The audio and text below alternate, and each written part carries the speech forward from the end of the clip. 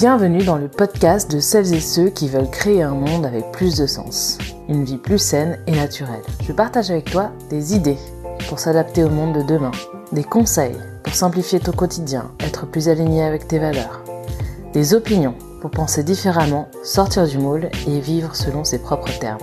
Le podcast est disponible sur toutes les plateformes. Pour ne rien rater, pense à t'abonner. Hello et bienvenue à toi dans ce nouvel épisode du podcast Se Relier. Se Relier, c'est une émission pour explorer et innover pour demain, pour les personnes audacieuses qui ont envie de changer nos modes de vie. C'est un podcast intime qui se veut plutôt authentique. Ma mission, c'est d'aider un petit groupe de personnes à avoir des résultats concrets chez eux et impacter positivement la planète. Je ne vise pas de faire le plus d'audience possible, ce qui m'intéresse, c'est de te transmettre à toi ce que je trouve génial pour que tu en profites à ton tour. Alors, aujourd'hui, on va parler des bains de forêt et du fameux Shinrin-yoku. Alors, t'as sûrement aussi remarqué comment on se sent vraiment très bien lors d'une balade en forêt, avec donc le soleil, l'odeur de la forêt, les petites feuilles qui craquent sous les pieds. Donc en réalité, ça c'est une thérapie qui s'appelle le Shinrin-yoku, qui vient du Japon. C'est une thérapie qui est issue d'un grand groupe de thérapies qui est donc ce qu'ils appellent la nature thérapie. On peut dire aussi l'éco-thérapie. Et le principe, c'est de tendre vers la sérénité et l'apaisement notamment du stress, le retour sur la confiance en soi, en prenant justement des bains de forêt. Alors en France, ça s'appelle de la sylvothérapie. Qui est assez connu sur certains domaines, notamment sur les domaines de gestion du stress. Alors, ça paraît un peu perché comme ça, mais c'est prouvé scientifiquement et cela a été prouvé notamment par les Japonais. Alors, depuis les années 50, dans les parcs nationaux, il y a beaucoup de gens qui ont pratiqué justement cette sylvothérapie, le Shinrin-yoku, qui veut dire littéralement bain de forêt en japonais, et l'ont pratiqué naturellement en allant justement dans les parcs nationaux. Et depuis, donc les scientifiques se sont vraiment intéressés à cette pratique et l'ont étudiée pendant plusieurs années. Et notamment la personne qui a rendu célèbre et qui a mis un nom sur cette thérapie, c'est le professeur King Lee. Donc c'est un professeur japonais qui a publié en avril 2018 un livre de 25 ans de recherche. Il a apporté la preuve de plusieurs bénéfices qu'apporte donc cette pratique, et les bénéfices sont bien sûr dans un premier temps principalement neurologiques, et influe sur nos émotions et notre stress, et va nous apporter apaisement. Mais comme tout est lié, en réalité, il a été prouvé que ces bains de forêt vont non seulement agir sur le stress et les émotions, mais qui vont à leur tour agir sur l'amélioration du système immunitaire, l'amélioration du système cardiovasculaire, l'amélioration des fonctions respiratoires, la baisse de la tension artérielle, l'amélioration du sommeil, la réduction du stress et notamment de certains comportements négatifs, plutôt agressifs, que ce soit envers soi-même ou envers les autres. Et on a des recherches qui sont assez avancées, notamment sur la prévention du cancer.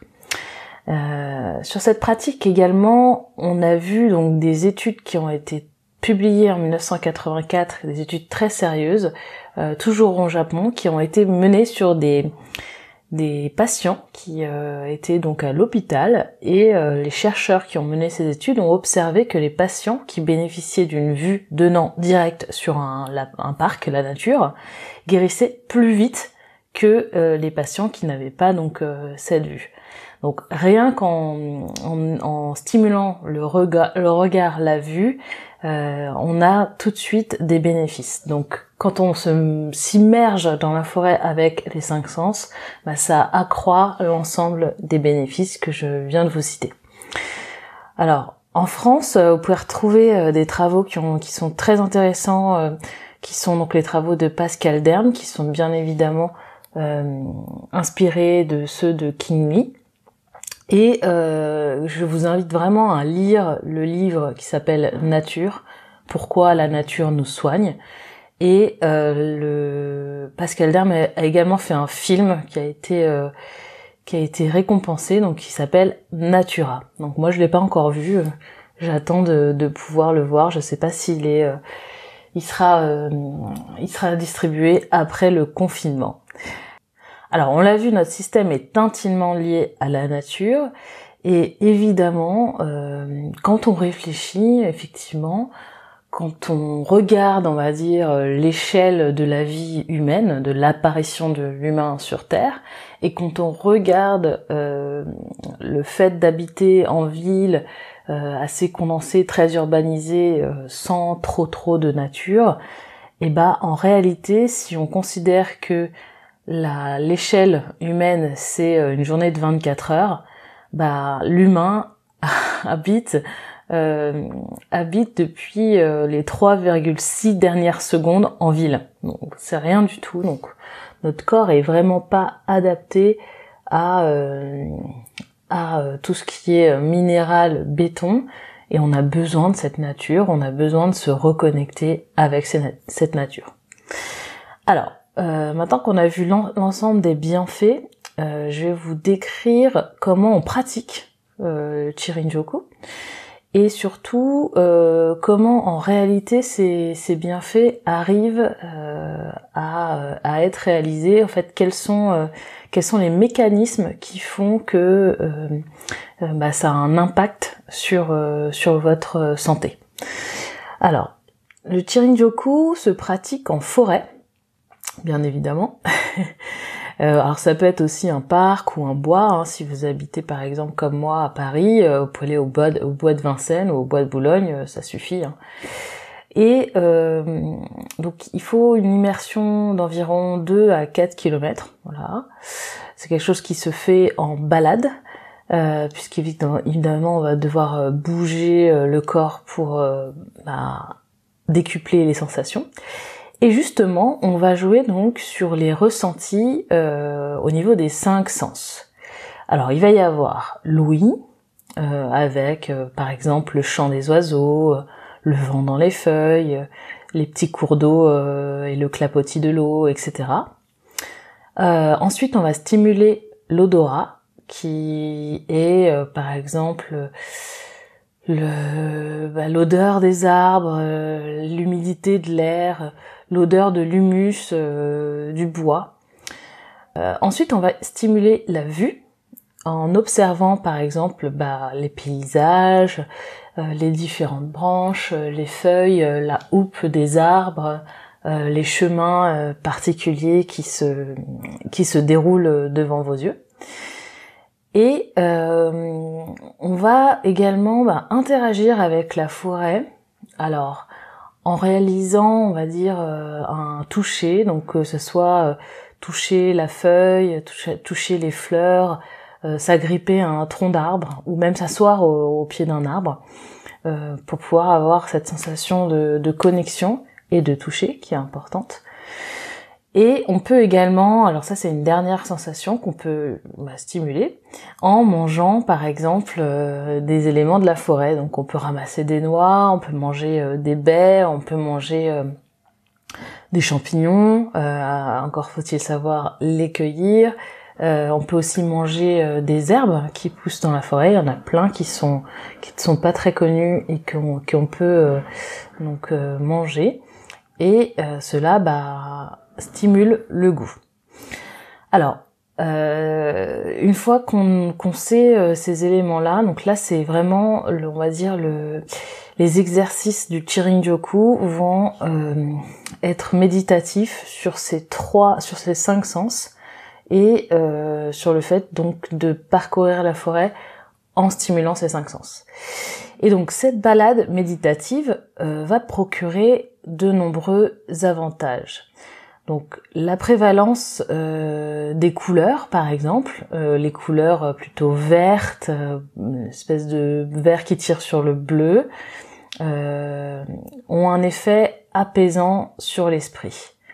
Les sons vont également apaiser votre esprit et vont agir comme un sédatif naturel.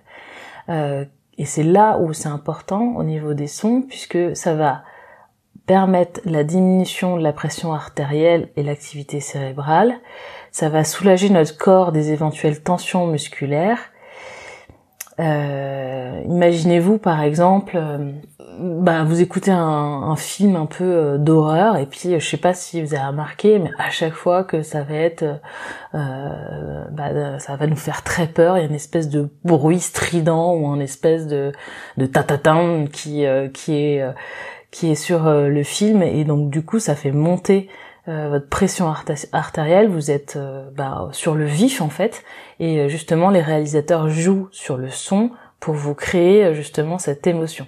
Donc imaginez si vous avez le petit chant des oiseaux, si vous avez vous entendez le clapotis de l'eau, vous entendez le souffle du vent dans les arbres, justement ça va faire complètement l'effet inverse et vous apaiser. Ensuite, évidemment, cette balade va avoir de nombreux effets positifs, puisque le fait de marcher va améliorer les fonctions immunitaires.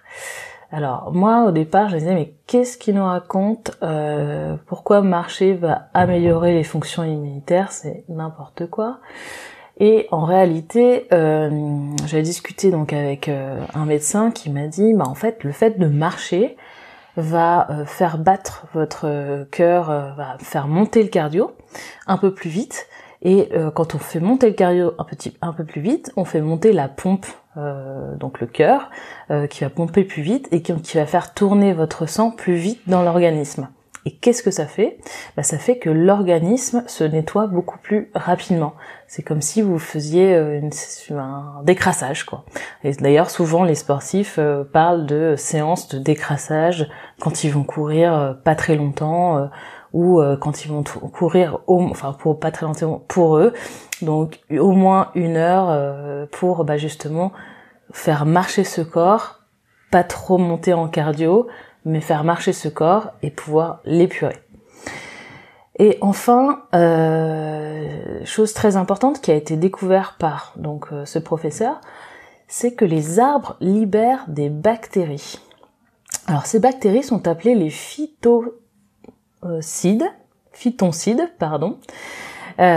et ces bactéries, une fois respirées, vont agir sur notre système immunitaire et le stimuler, donc augmenter nos défenses immunitaires.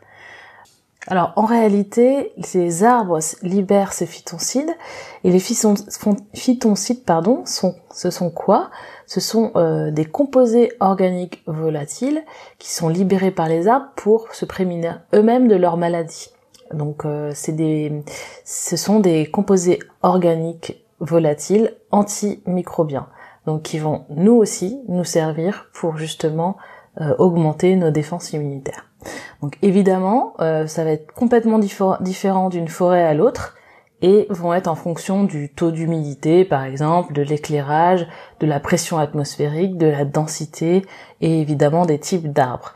Mais si vous allez dans une forêt qui est près de chez vous, la forêt va émettre des éléments antimicrobiens qui correspondent à justement votre lieu de vie, et donc va vous renforcer vos défenses immunitaires.